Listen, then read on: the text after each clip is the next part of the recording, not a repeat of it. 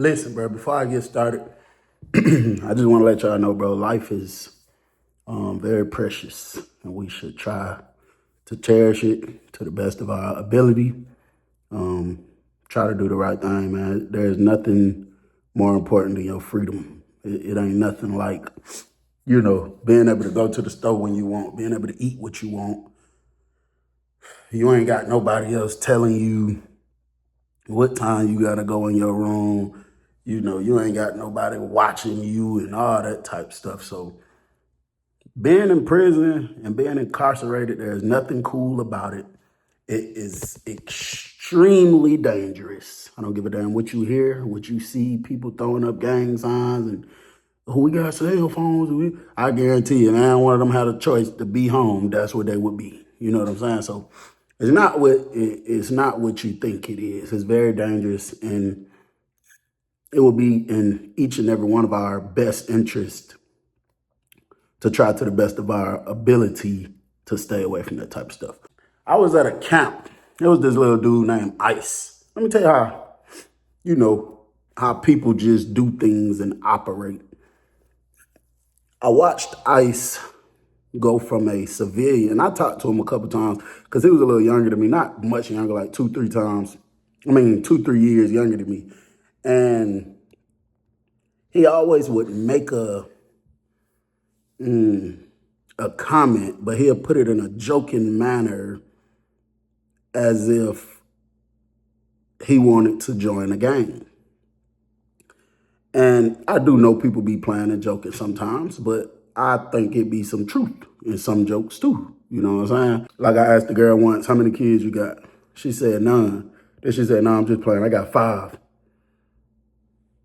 Come find out she really had 2. So, sometimes people would just say something in a humor way just to see how bad that is and then come down with the truth when they feel like you accept it. You know what I'm saying?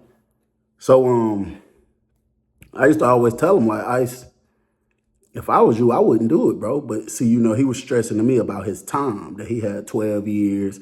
He had been in prison 2 years, and he talking about no matter what he do, he can't gain weight. Little light-skinned dude. He talking about he be eating all the beans, all the bread at the chow hall. He can't gain weight. I was sitting back thinking in my head, shit, that might not be the reason he can't gain weight. Because I'm trying to figure out why the hell is your nickname Ice. Started to make me think you sneaking and geeking. You getting geeked up on ice. You done did so much ice, they nicknamed you Ice. So, bro, I watched Ice, get real close with some GDs, and, was attempting. And like I said, I've just always advised him and told him that, if I was you, I wouldn't do it. You know what I'm saying? I wouldn't, nigga would do things a lot different if he could. You know what I'm saying? Come find out that is what he was trying to do. A few people asked how we felt about no. Instantly, I said no. A few other people said they don't care. But the guy that had the final say so, he was just like, nah, well, I don't think he gonna meet the criteria. You know what I'm saying? And based off him telling me, like, I can't gain weight, this, and this, it lets me know that he was somewhat timid, of being in that situation alone. And I totally understand it, because, man, I was scared of hell when I first got to prison. I ain't know what to expect, so I understand it. But a lot of things I did, if I would have, well, I can't even say that, 'cause I probably would have did my own thing anyway. I was finna say, if I'd have had somebody very experienced telling me before I made certain decisions, I probably wouldn't have did a lot of stuff. But like I say, sometimes you got to touch that stove to know that it get hot. He started hanging out with the Ghostface, the white boys. I'm not sure why the hell he thought they was finna let him join. But it actually was one black dude that was a Ghostface before. So anyway, I see he over there with the Crips, 24/7. That was cool. And then you kind of could tell, like, the Crips kind of shunned them away a little bit. And one day, you just hear, and I hear somebody saying, get in there, Ice. Get in there, Ice. Get in there, dog. Ice, get in there, Ice. So when I look over to the mop closet, because it's spacious in there, that's where people go to fight sometimes. When I look at the mop closet, it's two Bloods standing outside the door. One of them standing this way, he got his foot on the bottom of the door so it can't come open too far. And then he got it pulled open a little bit like he trying to peep in there. And then the other dude had his back to the door. And he asked him, he said, what that boy Ice doing? What he doing? He can't really look back because somebody got to be watching his dorm the whole time just in case, you know, they have an emergency, somebody try to pop on them. So you got him watching, so he looked back, he smiled. He told my boy, Ice, get in there. Ice, get in there. And then you hear him scream, man, Ice, pick your head up, nigga. Get in there, nigga. They came out, they had a T-shirt hanging from Ice's head. One of the Blood dudes literally had Ice by the shoulders, instructing him and directing him on which way to go to get back to his room. As I'm standing there looking, he kind of gets like closer and I get a better view from the side. Bro, this nigga face looked like somebody sprayed him with paint, red paint. Them folks just beat the sleeves off Ice. These folks had just beat the hell out Ice. Feel me? He went in the room for the next few days. You constantly see, you know, one of the Blood dudes, just Ice, taking some ice in the room. Ice wasn't really coming out. And then when he did, online for inspection, he'd try to put his hat on and like cover up his face a little bit or whatever the case. But you could tell he was beat up pretty bad. But I think about 3 months went by. Now he was healed up and everything. But bro, right here, under his eyes, the nigga still had 2 black eyes. They whooped his ass that bad. Bro, I don't want to be, I don't want to run with no niggas just gonna whoop my ass that bad. You just gonna do me down bad like that. And then, you know, the violations too. So if you fuck around and do something later on, you might take another one of these same type of ass whoopings. Like, it just don't make sense. To me, the gang culture is just stupid. And I don't care what gang it is, any gang. I'm not disrespecting nobody or, you know, however nobody want to live their life, but I just think it's dumb. I want to be down with y'all. Y'all gonna beat the shit out of me. That's why I said in that song, oh, you gang make a mistake, them niggas gonna whoop your fucking feet. Because when you make a mistake as a gang member, it's called a violation. And they gonna beat the shit out you again. And some violations, you may even die. I'm serious, bro. No jokes, no scare tactic, dead serious. Make a long story short, I'd say about, well, it had to be around that time because his eyes still had black under it. It still hadn't healed all the way up. You see the Bloods moving real funny. So I'm like, what the hell going on? You know what I'm saying? So my partners put me on point and was like, hey, you know, such and such dude that Ice be, you know, kicking it with, hanging out with. I'm like, yeah. So dude is, everybody got a lot of homosexual rumors towards him. And somebody, you know, claimed that they witnessed something that wasn't right or whatever the case. So the Bloods get Ice in the room. They all in there deep. I'm like, oh, shit, boy, they gonna kill that boy. And then whatever was said, they called the dude in there that they say was, you know, funny or whatever. And you ain't hear no noise, though. You ain't hear nothing, like nothing popping off or nothing. And then you heard one of the Blood dudes say, I think he was the big homie in the dorm. I heard him say, I don't give a fuck about none of that. We ain't even playing with them type of accusations, home. I'm telling you straight up. But I don't even give a fuck if a nigga got no proof next time. If I hear it on your name again, you getting stepped on, home. Your head getting dubbed out. We not even playing these games no more, man. So I guess they said whatever they said, everybody left out. I guess part of the stipulation was for Ice to not even talk to the gay dude no more. All I know is probably about 2 days later, Ice was sitting down on the bench watching TV.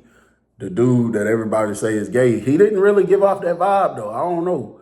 He went and sat, because it's 3 benches in front of each TV. 1, 2, 3. And they not just super long, you know what I'm saying? He went and sat on the one behind Ice And as I was peeping, I ain't gonna cap, bro, them folks was talking. But they was talking on some shit like Ice like this. Hell yeah, what the hell you was saying though? Eating something. So he had a little bowl in his hand, so he'll and be talking, so it's like he just looking like he chewing or whatever. I guess one of the blood dudes peeped it, bro, out the blue. You heard them folks scream out something, whatever they screamed out. One of the little younger dudes was coming from where the big homie blood room at, running full-fledged towards Ice. Ice jumped up, tried to run this way towards the bathroom, towards where the shower's at. Another blood dude was popping out that first room. Bro, they stabbed Ice. I think by the time I seen the third member jump into it and nobody's using hands, they all using a knife. Once I probably seen the 15th stab, I went to walk into my room. You know, I was looking at the people I rock with, I got love for, letting them know, like, don't go nowhere near it. Get away from it, you know what I'm saying? Another one of the blood dudes took off running across the floor and was chasing the other dude that, you know, they saying him and Ice got something going on. But he was out of there. He wasn't going. He was jumping over benches. He juking a nigga. He was like hot sauce. Y'all too young. Y'all don't know about hot sauce. He used to play basketball. He'd crush you up real good. But they stabbed Ice so bad. I mean, when they got done, his body was just laying there still. He wasn't even moving. I say, damn, they done killed this boy. We finna be locked down forever. I eventually get transferred a couple months later just for, I forgot what they call it. Sometimes when they just ready to randomly move people around, it's called repopulation something. And they'll just randomly, you know, transfer you somewhere. I get established in this dorm, you know what I'm saying? I've been in here for a good little minute. They like, there's new intake coming through, you know what I'm saying? I've been in here for months now. There's new intake coming through. It was two dudes came in with koofies on. The other one came in there saying something, whatever. So I see the Crip dude at the door, I guess asking them what they is. And I didn't even peep that this was Ice. But he came walking aggressive, like past the Crip dude. He was like, "Who? Hell no, I'm Muslim. I'm Muslim. I don't go around like that with no gangs. With no gangs. I'm Muslim. For real, boy, I'm Muslim." Just doing the most. And when I looked at that nigga, I said, is that Ice? You know what I'm saying? That nigga done went and got tattoos on his face, all kind of stuff. So, you know, he go over there with the Muslims. He talking, kicking it with them. So probably about 3-4 hours after he been in the dorm, he walking around the top range. He came up there past me. It was like, damn, boy, I knew you looked familiar. Boy, what's up, big boy? Kind of hit me on the stomach a little bit. I'm like, shit, cool. What the hell you got going? He was like, nothing, man. Been sitting in that box, bro. I done got my life right, bro. Got my life together, bro. You feel me? Goddamn. You feel me? I'm doing this Muslim stuff, bro. You know, because Allah is a forgiving God. Blah, blah, blah, blah, blah. So it's like he talking to me, trying to persuade me, you know, into Muslim. So I like the growth. You know what I'm saying? I like the growth that I'm seeing with him, but I just don't understand why you keep joining all these different groups. You know what I'm saying? So we just chopping it up, you feel me? So he seemed kind of cool. I ain't too tough talking to him like super strong, but we chop it up. He might come holler at me here and there. And one morning, I'm going to tell you something I noticed, and this ain't even none of my business, but I decided to pull him over anyway. It was bright and early one morning. Sun ain't even came out yet. Well, dark and early, I guess. I'm the first thing smoking out the room. When I step out the door and I'm walking down here towards the TV room, I see some movement out my peripheral. So when I step inside this other room, I mean, once I fully step inside the TV room, and that's when I really cut my head and look over, I see Ice coming out of a room. The room that Ice came out of is but it was a, you know, very flamboyant, feminine, you know, acting type of homosexual. Bro, there's only one reason you coming out somebody's room that early in the morning. You know, you walking soft. Well, he went in his room at first, then he come around the range and come in the TV room where I'm at. I'm just looking out the window. He come stood next to me. He said, see, Bill, fuck on. Try to do like that. I promise you, just a little whiff of him raising his hand smelled like booty. Smelled like booty juice. Said, see, Bill, fuck on. I looked at that nigga. I said, shit, what's down, bro? You know what I'm saying? I hit his elbow.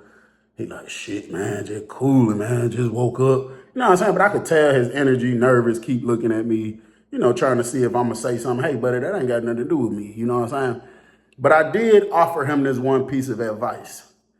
I looked back. I said, hey, listen, Ice. He said, what's happening? I said, my nigga, you know, you've been through a lot. In this prison shit, you've been through a lot. You've been through a lot, bro. And you know, niggas done put shit on your name before. So my advice to you is this, because I know you new to this, Dawn. The Muslims in here are slap crazy. These niggas do not care. They be saying, I done heard them say it a couple times on some stuff like, I don't care about dying, because if I die, you know, serving Allah or something got to do with Allah like that, then it takes me away from this misery and puts me with Allah even quicker. So I'm assuming that's why, you know, some of the people in different countries don't mind being like suicide bombers if they feel like, you know, they doing this for their God or whatever. So I'm telling him, I said, bro, listen, I've seen these people in here do some real crazy things. I said, so, you know, you do whatever you want to with that information, but I'm just letting you know. So he like, yeah.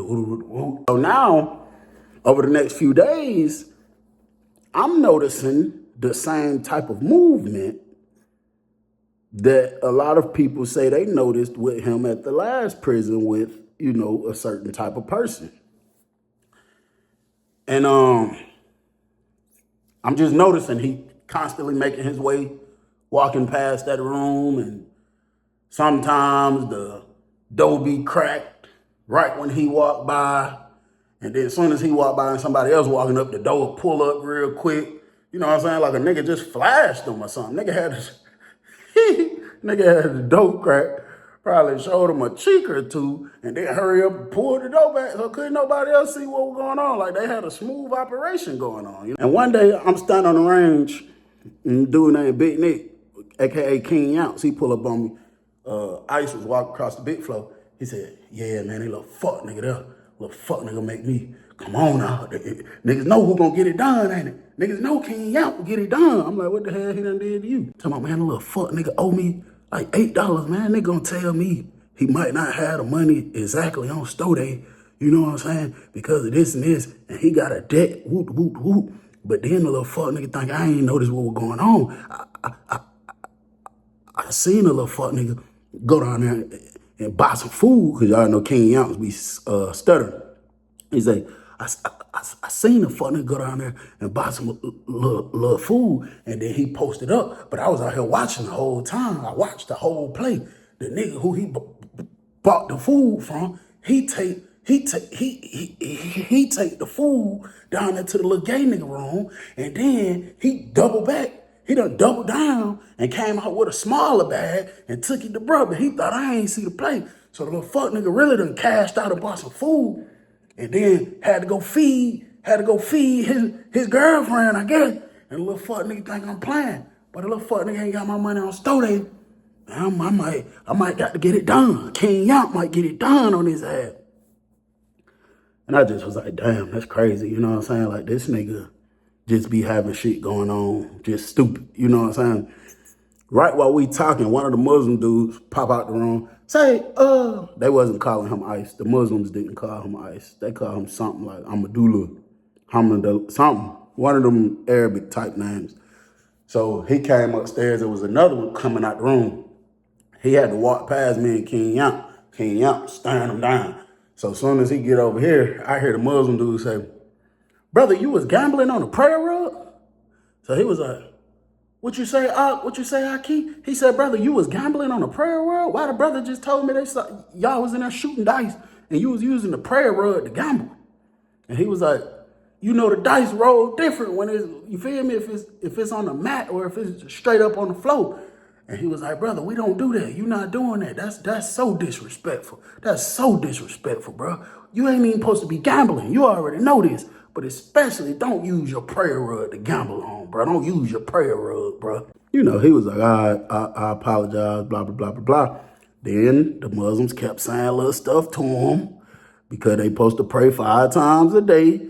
And he sure was missing a good 2, 3 of them for sure. Ice was missing them prayer dates. Like, it was always some reason he missing it. Or I don't know if it's like this for all 5 or for certain one of them, but I know they gotta wash their face, their hands, their feet, maybe even their head, and I think they gotta brush their teeth or at least rinse their mouth out before they pray. Because I done seen a lot of them do that. But I don't know if it's for every single prayer or if it's only just for one.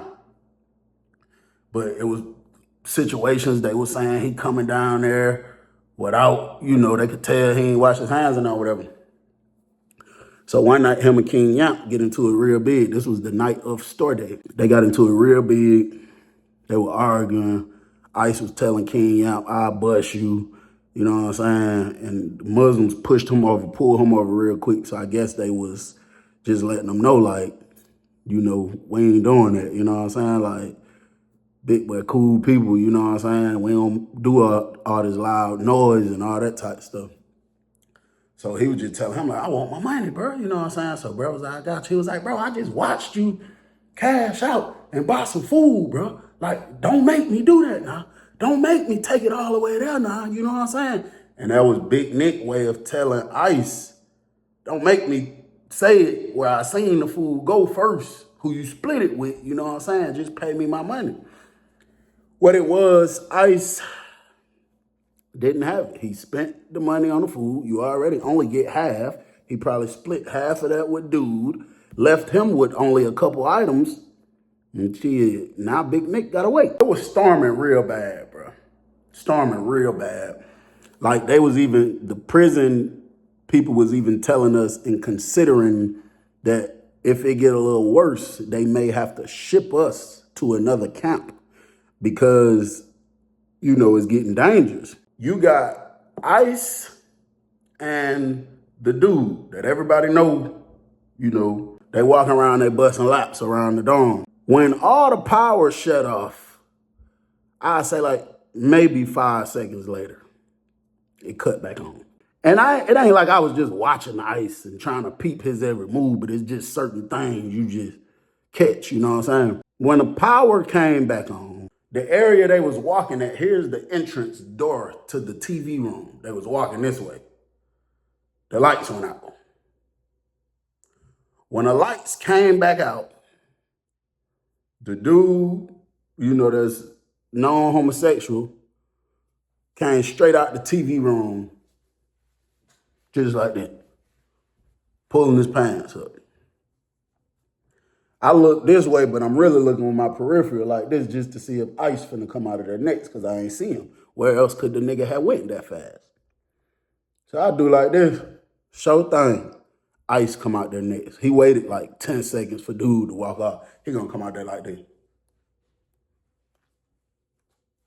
Like he rapping a song, you know what I'm saying? I was just like, that boy playing a dangerous game, you know what I'm saying? So they came in, they made us do emergency lockdown. So all day it was storming real bad, bro. We had went on emergency lockdown 2 times that day. When we came out the second time, I was outside on the rail. You got Ice walking past on the bottom part of the day room. You got Big Nick walking down the thing. He got his shirt off. I'm talking about looking like, Rose? He walking down the range. He eating a honey bun. Stomach hanging and swinging everywhere. So he looked down like him and Ice kind of like eye each other. And then Ice stopped looking at Big Nick, but he went to singing a song, a Rollo song. He said, "Oh shit, pop shit. 12 can't stop shit." Then he switched to a whole nother song. He said, "The day they make me mad, that's the day they make the news. I don't mean to break the rules, but look at what you made me do. Oh shit, pop shit. 12 can't stop shit." In so many words, he was telling Big Nick, fuck nigga, I'll pop you. I know you don't like me, nigga. You know what I'm saying? I don't know how the agreement worked out for us, his $7, $8 or whatever. But when he did it, Big Nick was like, okay, shit, pop shit, huh? Whoa, whoa, whoa. What'd he say, Big? He say, shit, pop shit, right? I started laughing. I said, man, don't put me in that. He said, I got something for that fuck nigga. Watch how I'm about to double down on that fuck nigga. He said, I'm finna really up the score on that fuck nigga. Yo, King Young. Cause he got King Young tatted right here on a dollar bill. He said, yo, King Young, nigga, I'm finna double down on that fuck nigga. Watch how I up the score on that fuck nigga. Bro, it's still storming real bad. King Yamp's been posted up because he live on this side. He been posted up by the top shower part damn near. I'm talking about off and on for hours. I don't know what he got going on. I don't know what's up his sleeve.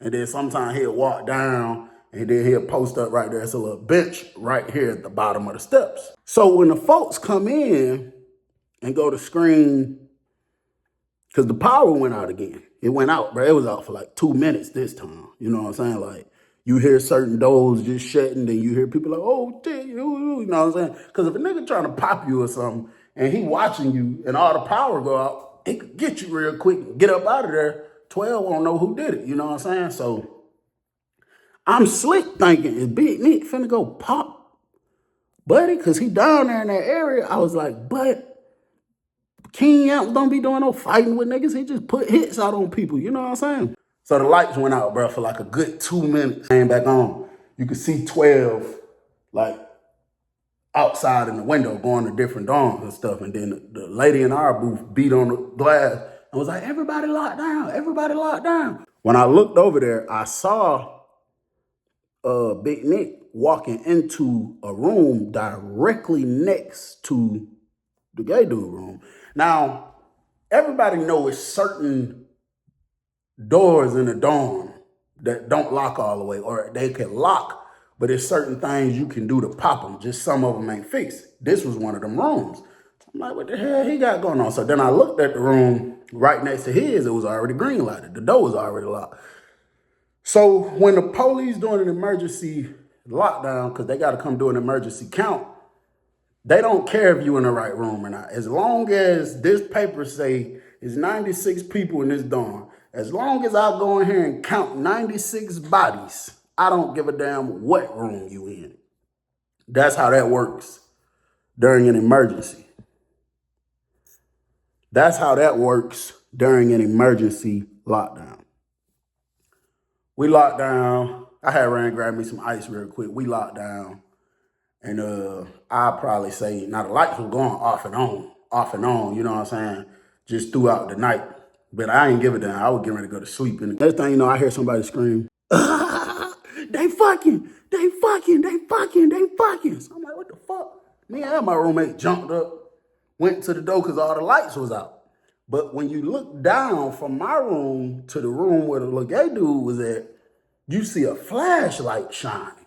You know that ain't no police because things that's being said, and it wasn't like super bright like a police light, but it was dark. So then the lights came back on, and you got Big Nick standing there with his phone in the thing, and he's screaming, wake up, they fucking, they fucking.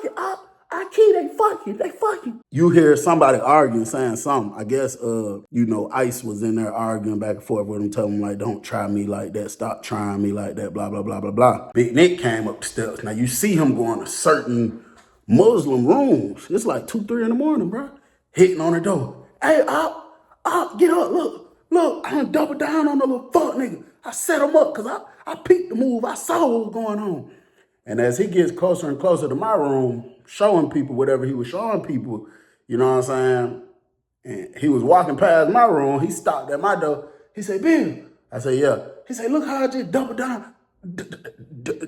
Double down on that fuck nigga. Fuck your ass nigga. Playing with my money.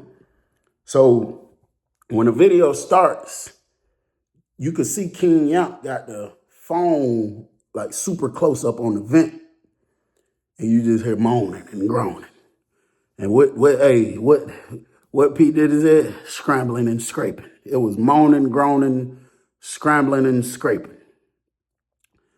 And then you see him walking out the room, And then he go directly next door, push the phone up on the glass. Now, you know, you couldn't see like details, but you most certainly saw somebody on top of somebody. And how that song go, they was body to body. They saw Big Nick out. Soon as they came in there and saw Big Nick out, that's why they was coming, to tell him go back in the room.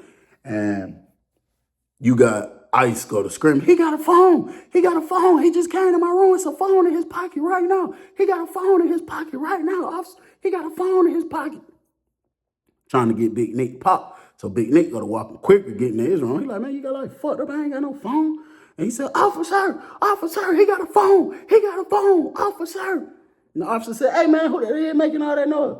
So he yelled from the dude's room. He said, man, I don't give a fuck. I know nigga with no phone, man. It's an emergency lockdown. I'm in the booth trying to go to sleep. The girl done called me over here because she said she seen him out. He said, man, I don't give a damn about no nigga with no phone, man. I'm trying to go to sleep, man. Now, the Muslim dudes didn't say nothing. They didn't say not one word. I said, they're going to kill this nigga in the morning. Just me knowing, I said, they're going to kill him in the morning. And all night, it was just beating on the door. You could hear Ice kicking the door, beating on the door, kicking the door. And then 12 finally came in there. And, you know, I don't know what he told him. He probably said he feared for his life or whatever the case or something like that. But they popped him out the room.